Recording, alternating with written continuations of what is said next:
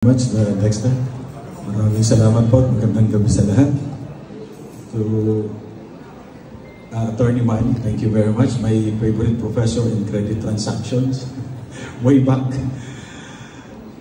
It's written that there's no frigate like a book to take us lands away, nor any courses like wage or prancing poetry.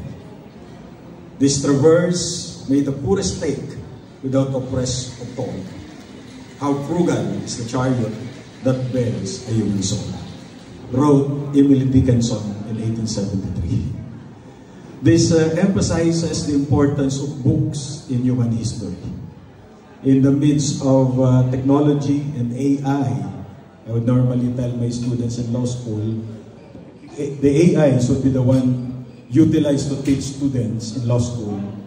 There would be no use for lawyers like us. But then I realized, AI na nga pala ang nagtuturo sa law school ngayon. Yung po yung mga abogadong instructors.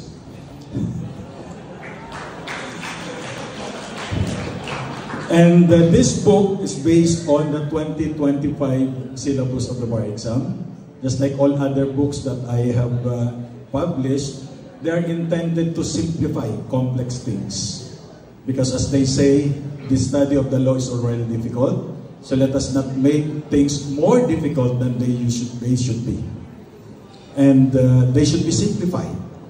Because as they say, only lawyers would understand the law. That's why if you want to have a good relationship, whether boyfriend, girlfriend, or wife or husband, look for a lawyer. Matino po ang relasyon, sapagkat yung batas nga inuunawa, ikaw pa kaya.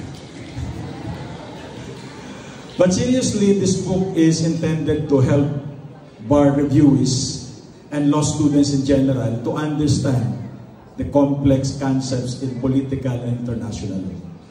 And these concepts have been highlighted nowadays because of the current developments in our political landscape.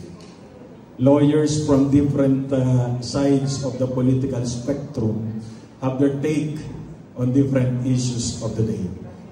But unfortunately, some of them may have included their emotions and biases in interpreting legal concepts in political international law. That's why we presented the book in an impartial manner, intended only to explain the concepts as they are provided by the law and interpreted by the Supreme Court. So with this, I would like to thank Legis Perry for this opportunity to be one of your authors. Maraming salamat po at magandang gabi sa lahat.